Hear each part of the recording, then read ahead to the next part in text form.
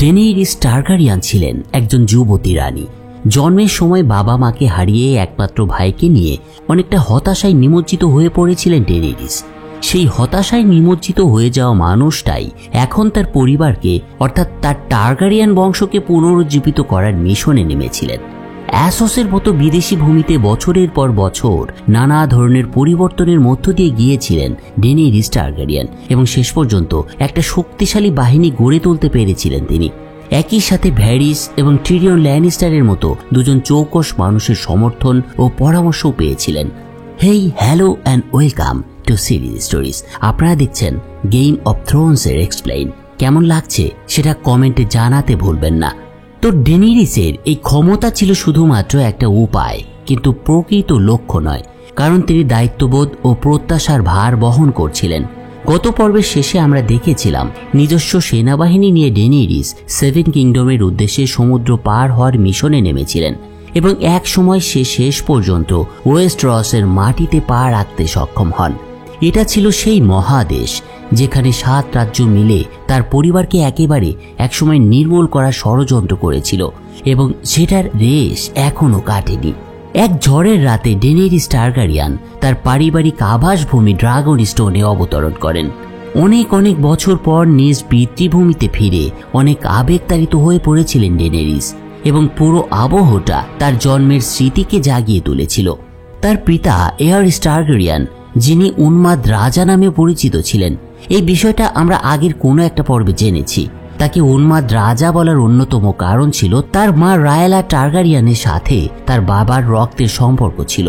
Daenerys যে আবহাওয়ার মধ্যে তার পিতৃভূমিতে ফিরেছিলেন, ঠিক এরকমই এক বিরল ঝড়ো রাতে রায়ালা ডেনেরিসকে জন্ম দেন। কিন্তু অতিরিক্ত রক্তক্ষরণ ও দুর্বলতার কারণে সেদিন মারা যান এই হতভাগ্য মহিলা।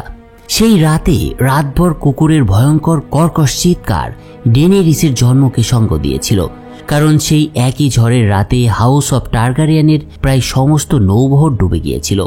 এ কারণেই ডেনেরিস টারগারিয়ানকে স্টর্মবর্ন নামেও ডাকা হয়। এত দিন পর নিজের ভূমির এবং নিজের প্রাসাদে ফিরে ডেনেরিস প্রাথমিকভাবে অনেকটা আবেগতাড়িত হয়ে পড়লেও কিছুক্ষণের মধ্যেই নিজেকে সামলে নেন এক কঠিন মহিলা। তার কাছে এরপর মনে হতে থাকে এই ড্রাগন স্টোন এখন আর তার নিজের বাড়ির মতো দেখাচ্ছে না। এটা সময়ের পরিবর্তনের কারণে তার কাছে অচেনাই মনে হচ্ছিল। তবে তার এই ইমোশন দেখে টিরিয়ন ল্যানিস্টার তাকে আশ্বস্ত করে বলেন, ডেনেরিসের যদি এখানে ভালো নাই লাগে তাহলে হতাশ হওয়ার কোনো কারণই নেই, কারণ তারা এখানে বেশি দিন থাকবেনই না। ড্রাগন স্টোনের রাজসভার সামনে একটা পরামর্শক টেবিল ছিল, যেখানে রাজা তার সহযোগীদের নিয়ে বিভিন্ন সিদ্ধান্ত গ্রহণ করতেন। এ সময় সভার সামনে সেই টেবিলে থাকা ক্ষমতা বন্টন মানচিত্রের দিকে তাকিয়ে ভ্যারিস 7 রাজ্যের বিশৃঙ্খলা ও বহিরাগতদের হুমকির বিষয়ে ঐক্যের অভাব নিয়ে উদ্বেগ প্রকাশ করেন। ভ্যারিসের উদ্বিগ্নতা অনুভব করতে পেরেছিলেন ডেনেরিস। একই সাথে তিনি উপলব্ধি করতে পারছিলেন তিনি এখনও ঠিকমতো ভ্যারিসের প্রতি কৃতজ্ঞতাই প্রকাশ করেননি। তার এই 7 কিংডমে আসার পেছনে ভ্যারিসের বিশাল একটা কৃতিত্ব ছিল, যেটা আমরা গত পর্বগুলোতে দেখতে পেয়েছি। এ সময় ডেনেরিস জানতে পারেন ভ্যারিস একসময় তার বাবার সেবাও করেছিলেন, কিন্তু পরবর্তীতে তিনি তার বিপক্ষে চলে যান। উন্মাদ রাজাকে উৎখাতের সমর্থন দিয়েছিলেন ভ্যারিস, তবে এ বিষয়েও ভ্যারিস স্বীকার করেন আসলে তখন তার কাছে অন্য কোনো পথ খোলা ছিল না। ম্যাড কিং এর বিপক্ষে তখন না গেলে তার মাথা হয়তো তাকে হারাতে হতো, নয়তো তাকে এই কাজটা করতেই হতো। এরপর ডেনেরিস বলে ভ্যারিস বেশি দিন রবার্ট ব্যারাথিয়নের সেবাও করেননি, বরং দ্রুতই সে নতুন রাজাদের পক্ষে চলে গিয়েছিল। কেন সে করেছিল এটা লক্ষ্য করলে দেখা যায় মাত্র 3 বছরের মধ্যে ভ্যারিস 3বার পক্ষ পরিবর্তন করেছে, যার মধ্যে তার ভাই ভিসেরিসের শাসন আমলও ছিল। সেই সময় ভ্যারিস মাস্টার অব হোয়েস্পার্স হিসেবে কাজ করতেন এবং তার গুপ্তচর নেটওয়ার্কের মাধ্যমে ওয়েস্টরসের শাসকদের কাছে তাদের গতিবিধি সম্পর্কে নিয়মিত তথ্য পাঠাতেন।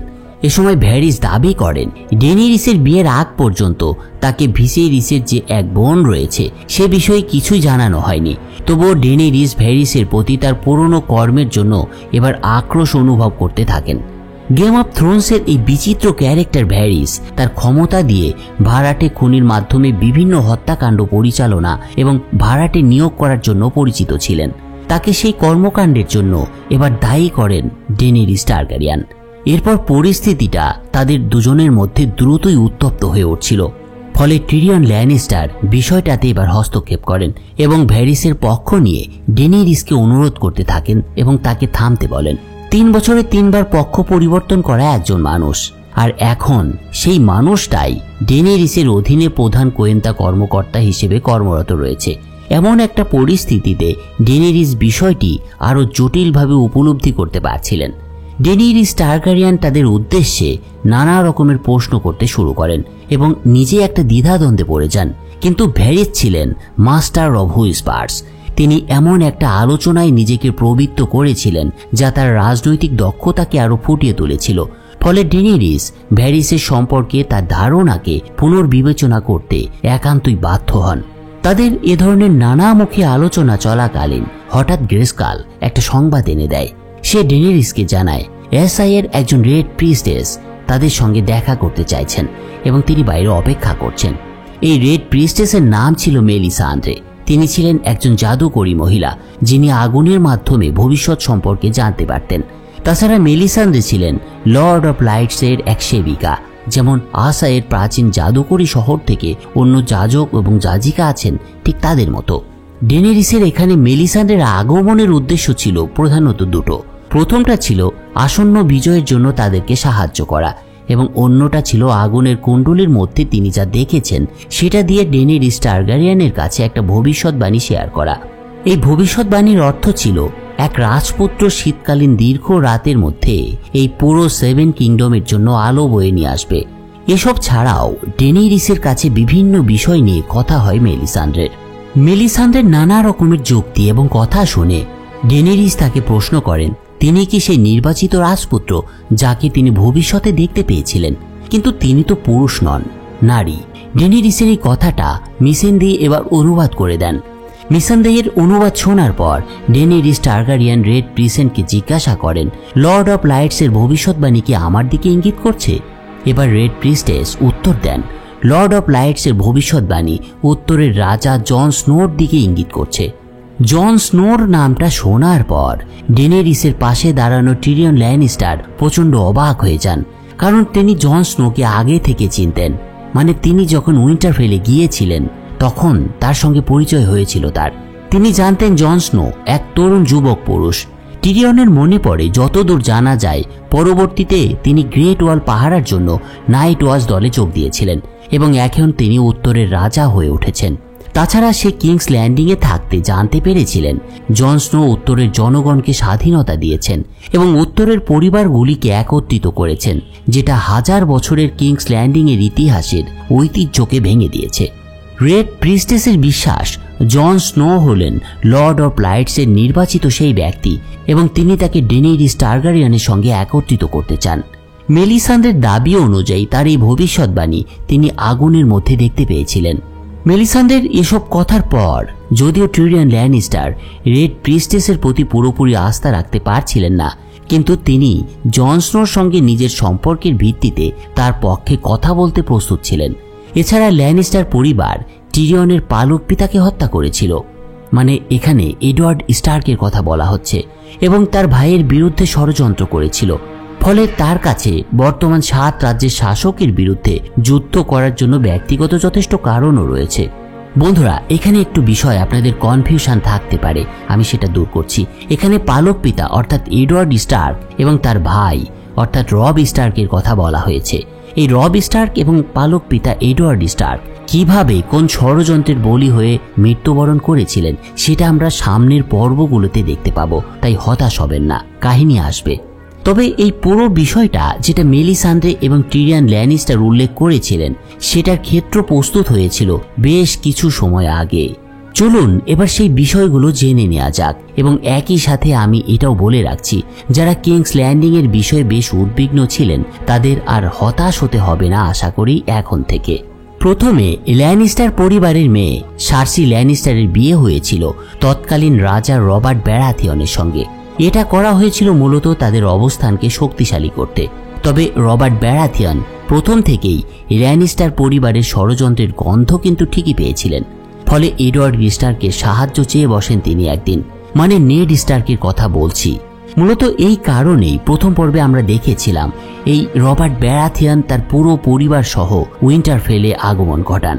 হাউস অফ স্টার্কের সান্ধ্য ভোজে সবাই সেদিন জন স্নো যে বাস্টার্ড নামে পরিচিত ছিল। আচ্ছা, জন স্নোকে কেন এটা বলার হতো সেটার ব্যাখ্যা কিন্তু আমি প্রথম এপিসোডে দিয়েছিলাম, আশা করি আপনাদের মনে আছে। বাস্টার্ড বলা হতো কারণ তার মা নেড স্টার্কের স্ত্রী ছিলেন না। এখানে কিন্তু একটা বড় রহস্য রয়ে গিয়েছে এবং সেটা খুবই টুইস্টেবল। নিশ্চয়ই কোনো একটা পর্বে সেটা রিভিল করব। তো সেদিন টিরিয়ন ল্যানিস্টার জন স্নোর সঙ্গে দেখা করেন।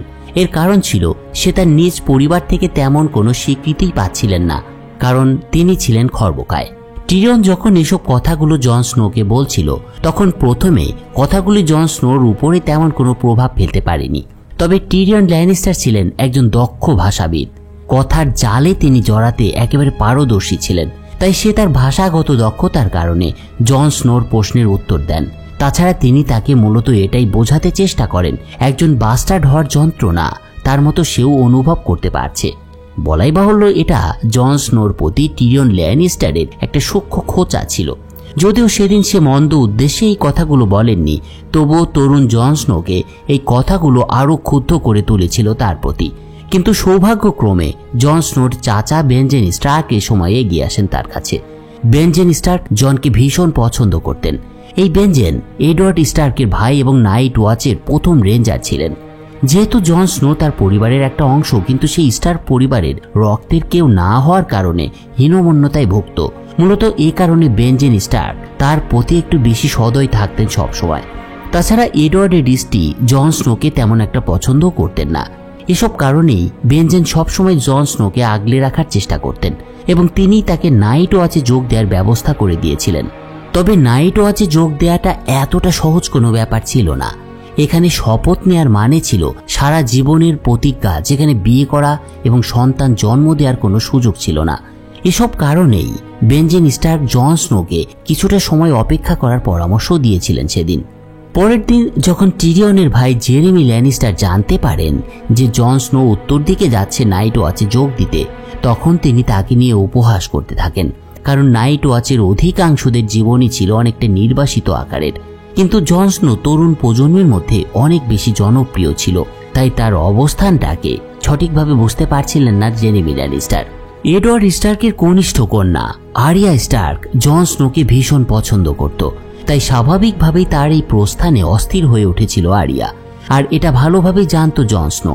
তাই যেহেতু সে এখানে আর থাকতে পারছিল না, ফলে সে শহরের একজন মাস্টার ব্ল্যাক স্মিথের কাছ থেকে আরিয়া স্টার্কের জন্য একটা বিশেষ তলোয়ার তৈরি করে নিয়ে এসেছিলেন তার বোনকে উপহার হিসেবে দেওয়ার জন্য।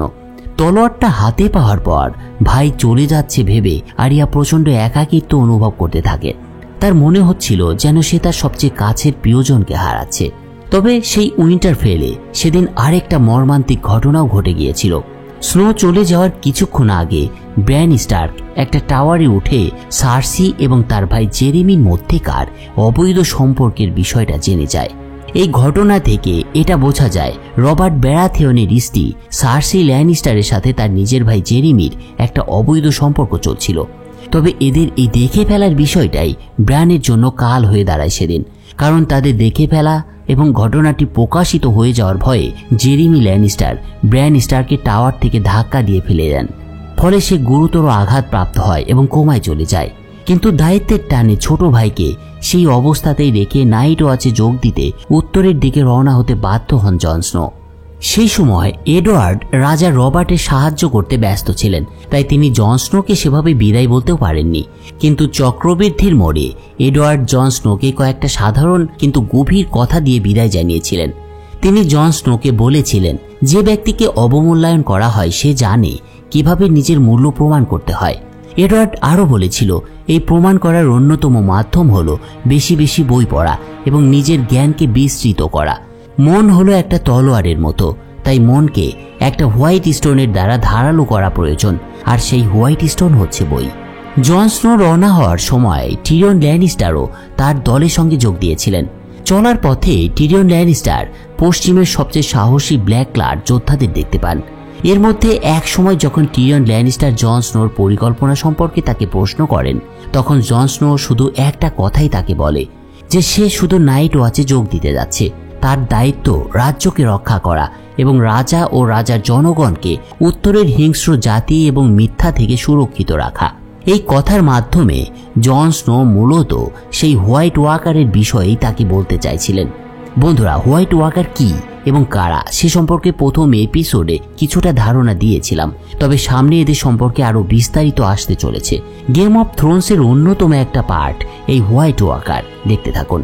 যা হোক, তবে টিরিয়ন ল্যানিস্টার এই হোয়াইট ওয়াকারদের বিষয়টাকে একেবারেই বিশ্বাস করতেন না, তাই তাদেরকে কোনো হুমকি মনে করতেন না তিনি।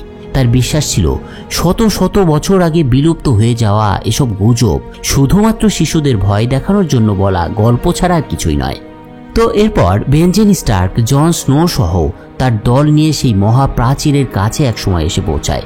সবাই প্রাচীন স্থাপনার বিশাল দৃশ্য দেখে প্রচণ্ড অবাক হয়ে যায়। এটা এই গ্রুপটাকে তাদের কৌতূহল পুনরায় জাগিয়ে তোলে। তারা শুধু এটাই ভাবতে থাকে এমন একটা শক্তিশালী প্রতিরক্ষা কাঠামো নির্মাণের পেছনে ঠিক কি উদ্দেশ্য রয়েছে, কেন এত উঁচু প্রাচীর নির্মাণ করতে হয়েছিল আগের মানুষদের, কিংস ল্যান্ডিং আসলে কাকে ভয় পাচ্ছে। এই উত্তরগুলো অবশ্যই আমরা জানব, বহুবার এই কথা বলেছি। যা হোক, দেয়ালে পৌঁছে তাদের প্রথম কাজটি ছিল প্রতিটি নিয়োগকৃত নাইট ওয়াচ সদস্যদের দক্ষতা পরীক্ষা করা। হাউস স্টার্কের একজন সদস্য হিসেবে জন স্নো স্বাভাবিকভাবে অন্য নিয়োগকৃতদের থেকে ভালো পারফর্ম করবে এটা প্রায় ধরেই নেওয়া যাচ্ছিল। এই নাইট ওয়াচ সদস্যদের সবসময় সামরিক প্রশিক্ষণের মধ্য দিয়ে যেতে হতো এবং এখানে একজন প্রধান প্রশিক্ষকও ছিলেন। কিন্তু সেই প্রশিক্ষক এই বিশেষ সুযোগপ্রাপ্ত নবাগতকে ঠিক পছন্দ করতে উঠতে পারছিলেন না। তবে অনেকটা সৌভাগ্যক্রমেই বলা যায়, লর্ড কমান্ডার যিনি জন স্নোর দক্ষতাকে মূল্যায়ন করেছিলেন তাকে তার প্রশাসনিক ক্ষমতার পরিবর্তে জন স্নোর দক্ষতার কারণে একজন স্টুয়ার্ড হিসেবে তাকে পদোন্নতি দেন। টিরিয়নও খুব কাছ থেকে এসব কিছু পর্যবেক্ষণ করছিল, আর মূলত সে কারণেই জন স্নোর সম্পর্কে তার মনে একটা ভালো ধারণা তৈরি হয়ে গিয়েছিল। সেদিন লর্ড কমান্ডারের সঙ্গে কথোপকথনের মাধ্যমে টিরিয়ন ল্যানিস্টার গ্রেন সম্পর্কেও জানতে পারেন। এই গ্রেন ছিলেন সেই ব্যক্তি যাকে তার বাবা মা 3 বছর বয়সে পরিত্যাগ করেছিল। এছাড়া টিরিয়ন তার পরিবারের হারিয়ে যাওয়া অতীত সম্পর্কেও বিভিন্ন বিষয় জানতে পারছিলেন। গ্রেনের সাথে পাইপার নামেও এক নাইট ওয়াচ সদস্য ছিল এবং এরা দুজনের একজনও প্রকৃতপক্ষে খারাপ ব্যক্তি ছিল না, কিন্তু তারা জন স্নোকে খুব একটা ভালোভাবে প্রথমে গ্রহণ করেনি, কারণ তারা নিজেদের প্রশিক্ষণের সুযোগের অভাব নিয়ে ভয় পেয়েছিল। জন স্নোর চাচা বেঞ্জেন স্টার্ক সেদিন কিছুক্ষণ পরেই জন স্নোকে দেয়ালের উপরে ডেকে নেন। এটা করার কারণ ছিল যাতে তার ভাতিজা প্রথমবারের মতো দেয়ালের ওপারের দৃশ্যটা দেখতে পারেন। আসলে এটা ছিল সত্যিই একটা অভূতপূর্ব দৃশ্য। পুঙ্খানুপুঙ্খভাবে চিন্তা ভাবনা করার পর বেঞ্জেন সিদ্ধান্ত নেন জন স্নোকে তার ভবিষ্যতের সময় সম্পর্কে জানাতে হবে। জনের প্রধান কাজ ছিল প্রথম রেঞ্জার হিসেবে এবং দেয়ালের ওপারে অন্যদের কার্যকলাপের বিষয়ে জানা, এবং তারপর তাকে তদন্ত করতে হবে সেই বিষয়গুলো সম্পর্কে। মোটামুটি এটাই ছিল জন স্নোর প্রাথমিক কাজ। আর নিজের কাজ সম্পর্কে জানার পর জন স্নো তার চাচাকে তার সাথে যাওয়ার জন্য অনুরোধ করেন। এটার কারণ হিসেবে তিনি বলেন দেয়ালের ওপারের পরিবেশ সম্পর্কে সে একেবারেই অজ্ঞাত। তবে বেঞ্জেন স্টার্ক দেয়ালের ওপারের বিপজ্জনক প্রকৃতি সম্পর্কে জানতেন। তা সত্ত্বেও তিনি জন স্নোকে কয়েকটা কথা বলেন যা তার পরবর্তী জীবনে ভীষণ কাজে লেগেছিল। এই ঘটনা প্রবাহের মধ্যে কিন্তু আমাদের টিরিয়ন ল্যানিস্টারকে ভুলে গেলে চলবে না। টিরিয়ন একটা রাজকীয় পরিবারে জন্মেছিলেন, তাই তিনি কখনো এই পৃথিবীতে অতি প্রাকৃত সত্তার অস্তিত্বে বিশ্বাস করেননি। এটাই তার জন্য স্বাভাবিক ছিল। তাই একসময় তিনি দেয়ালের এই পাহারাদারদের উপহাস করতেও চাচ্ছিলেন না। টিরিয়ন এটিকে কেবল একটা স্থিতিশীল জীবিকার উপায় মনে করছিলেন। টিরিয়ন ল্যানিস্টারের এই মনোভাবের কথা একসময় বেঞ্জেন স্টার্কের কানেও পৌঁছায় এবং তিনি এ বিষয়ে তার সাথে কথা বলেন। বেঞ্জেন স্টার্ক টিরিয়ন ল্যানিস্টারকে জানান এখানে প্রশিক্ষণের জন্য পাঠানো অনেক শিশুই তাদের পরিণতি বরণ করবে দেয়ালের ওপারে। এটাই এখানকার বাস্তবতা, আর এর থেকে যুবক বৃদ্ধরাও বাদ যাবে না। তাদের কেউ বন্য জনজাতির হাতে মারা যাবে, আবার কেউ ঠান্ডায় জমে যাবে, আবার কেউ রোগে শোকে মৃত্যুবরণ করবে। তাই এদের নিয়ে মশকরা করার কিছুই নেই। তিনি আরো বলেন দেয়ালের উত্তরের ওপাশটাতে টিরিয়ন ল্যানিস্টারের মতো সাধারণ মানুষ যার বেঁচে আছে তারা মূলত এই নাইট ওয়াচদের ত্যাগের কারণেই শান্তিপূর্ণভাবে বেঁচে থাকতে পারছে। বেঞ্জেনের কথাগুলো শুনে টিরিয়ন ল্যানিস্টার এবার অনেকটাই চুপসে যান। এদিকে জন স্নো তার আভিজাত্য ত্যাগ করে নতুন নিয়োগকারীদের সাথে ধীরে ধীরে বন্ধুত্ব গড়তে শুরু করেছিলেন এবং তাদের তলোয়ার চালানোর দক্ষতাও শেখাতে শুরু করেছিলেন তিনি। এখানকার নাইট ওয়াচদের মধ্যে সবচেয়ে সম্মানিত ব্যক্তি ছিল মাস্টার অ্যামন। প্রতিটি মাস্টারকে বছরের পর বছর ধরে অধ্যয়ন করতে হতো, ইতিহাস শিখতে হতো এবং সমস্ত রেকর্ড পরীক্ষা করতে হতো। তারপর তারা তাদের প্রতিনিধিত্বকারী মর্যাদার অধিকারী হতে পারত এবং তাদের নিজ নিজ পরিবারে ফিরে মাস্টার হিসেবে কাজ করতে পারত। তবে ম্যাড কিং এর পতনের কারণে যিনি ডেনেরিস টারগারিয়ানের মতো একই উপাধি ধারণ করেছিলেন এবং শেষ পর্যন্ত তিনিও নাইট ওয়াচে এসে যোগ দিয়েছিলেন। মাস্টার অ্যামন টিরিয়ন ল্যানিস্টারকে একসময় জানান আসন্ন শীতকালীন রাত হবে দীর্ঘস্থায়ী। এ সময় লর্ড কমান্ডার আরও উল্লেখ করেন অনেক বন্দী বন্য জনজাতি দাবি করেছে তারা দেয়ালের উপরে অন্য কিছু অদ্ভুত একটা সৃষ্টিকে দেখেছে। তবে তাদের এসব কথার পরেও টিরিয়ন ল্যানিস্টার তখনও কিন্তু নিশ্চিত ছিলেন না সেই অদ্ভুত কিছুর অস্তিত্বর বিষয়ে। কিন্তু মাস্টার তার এই বিষয়টাকে আর বাড়াননি। একই সাথে তিনি আশা করেছিলেন টিরিয়ন ল্যানিস্টার যখন বাড়িতে ফিরে যাবেন তখন তিনি তার বোনের কাছে থেকে সাহায্য চাইবেন এবং নাইট ওয়াচকে সহায়তা করবেন। ওয়ালে বেশ কয়েকদিন কাটানোর পর টিরিয়ন ল্যানিস্টার একসময় কিংস ল্যান্ডিংয়ে চলে যাওয়ার প্রস্তুতি নিতে শুরু করেন। এ সময় জন স্নো বুঝতে পারছিল টিরিয়নের প্রতি তার মনোভাব কিছুটা পরিবর্তন হচ্ছে। এই লোকটার প্রতি তার কিছুটা মায়া অনুভব হচ্ছে। জন ভাবছিল টিরিয়ন ল্যানিস্টার অন্য ল্যানিস্টারের মধ্যে এত খারাপ মানুষ নন এবং সেই হলো সেই একমাত্র ব্যক্তি যার সাথে জন স্নো অন্তত একটু কথা বলতে পারতেন। জন স্নো টিরিয়ন ল্যানিস্টারকে তার বিদায় বেলায় একসময় অনুরোধ করেন যখন সে তার বাড়িতে পৌঁছাবে তখন সে যেন তার অসুস্থ ভাই ব্রায়ান স্টার্ককে তার পক্ষ থেকে শুভেচ্ছা জানায়। সেদিন টিরিয়ন ল্যানিস্টার ওয়াল থেকে বিদায় নিয়ে দক্ষিণের দিকে রওনা হন। এদিকে এই নাইট ওয়াচদের মধ্যে অন্যতম একজন ছিল স্যামুয়েল টার্লি। সে নাইট ওয়াচের একজন নতুন সদস্য হিসেবে এসেছিল এখানে, কিন্তু নিজে কিছুটা স্থূল আকৃতির হওয়ায় তার সহকর্মীরা তাকে নানা সময় হয়রানি করত। আর এটা দেখে জন স্নো তার সাহায্যে এক সময় এগিয়ে আসে এবং তাকে সমর্থন করে। স্যামুয়েল টার্লিকে দেখে জন স্নো তার প্রতি এক ধরনের অসহায়তাও অনুভব করছিল। সেদিন তাদের রাতের ডিউটির সময় স্যামুয়েল টার্লি তার চোখের সমস্যা এবং উচ্চতা ভীতি সম্পর্কে জনকে জানায়। আর এই কথাটা শোনার পর জন তাকে প্রশ্ন করেন তার যদি এত সমস্যাই থাকে তাহলে সে কেন নাইট ওয়াচে যোগ দিয়েছে। তার এই আকৃতি লড়াই করার জন্য মোটেও উপযোগী নয়, তার উপর তার দৃষ্টিশক্তি খারাপ এবং উচ্চতা ভীতি রয়েছে। কিন্তু স্যামুয়েল টার্লি তার কথার কোনো জবাব দেয় না। অসহায়ের মতো সে শুধু জনের দিকে তাকিয়ে থাকে। এই বিষয়টা জনকে আরো বেশি পীড়া দেয়। সে ভাবে টার্লি হয়তো তার মতোই একজন দুঃখী মানুষ। সমান দুঃখের ভাগ্য দেখে জন স্নো চুপচাপ এবার টার্লিকে বন্ধু হিসেবে গ্রহণ করেন। পরদিন জন স্নো জানতে পারে স্যামুয়েল টার্লি নাইট ওয়াচে যোগ দিয়েছিল কারণ তাকে পরিত্যাগ করা হয়েছিল তার পরিবারের পক্ষ থেকে এবং তার আর যাওয়ার কোনো জায়গায় ছিল না। এরপর জন ট্রেনারদের অনুরোধ করে তারা যেন টার্লিকে বিরক্ত না করে। তারা তাকে যতই প্রশিক্ষণ দিক কখনোই তারা স্যামুয়েল টার্লিকে হয়রানি করতে পারবে না। জনের এই ঘোষণার পর প্রথম দিকে চারজন স্যামুয়েল টার্লির প্রতি কিছুটা সহানুভূতি দেখাতে শুরু করে। তবে এদের প্রধান নেতা রাস্ট স্যামুয়েল টার্লিকে প্রশিক্ষণের সময় শিক্ষা দেওয়ারও হুমকি দেয়। কিন্তু সেই রাতে জন স্নো এবং অন্যরা যারা প্রাসাদের বাইরে পাহারা দিচ্ছিল তারা রাস্টকে স্যামুয়েল টার্লির প্রতি দৃষ্টিভঙ্গি ত্যাগ করারও অনুরোধ জানায়। পরের দিন রাস্ট প্রশিক্ষকের আদেশ সত্ত্বেও কিছু করার সাহস পাচ্ছিল না, তাই এক প্রশিক্ষক নিজেই বিষয়টা হাতে তুলে নেয় এবং রেগে গিয়ে জন স্নোর উপরে চড়াও হয়। কিন্তু জনের পদমর্যাদার কারণে তিনি জন স্নোর সাথে মুখোমুখি হতে পারছিলেন না।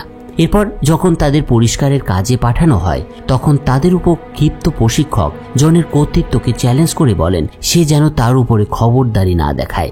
এই লোকটার আচরণ এবং তাদের উপরে দৃষ্টিভঙ্গির কারণে সামনে এখানে জনের জীবনটা কোনোভাবেই সুন্দর হতে চলেছিল না। এটা মূলত ভালোই বোঝা যাচ্ছিল। তো কি হতে চলেছিল জনের জীবনে পরবর্তীতে এবং উত্তরের এই দেয়ালের এপাশের জীবনটাই কেমন ছিল সেটা আমরা পরের পর্বে দেখব। আর পরের পর্বটা দেখতে প্লিজ এখনই চ্যানেলটা সাবস্ক্রাইব করে বেল আইকনটা ক্লিক করে রাখুন যাতে পরের ভিডিও নোটিফিকেশন সবার আগে আপনি পেতে পারেন। তো কেমন লাগলো সেটা জানানোর আশাবাদ ব্যক্ত করে শেষ করছি আজকের মতো। ধন্যবাদ সবাইকে।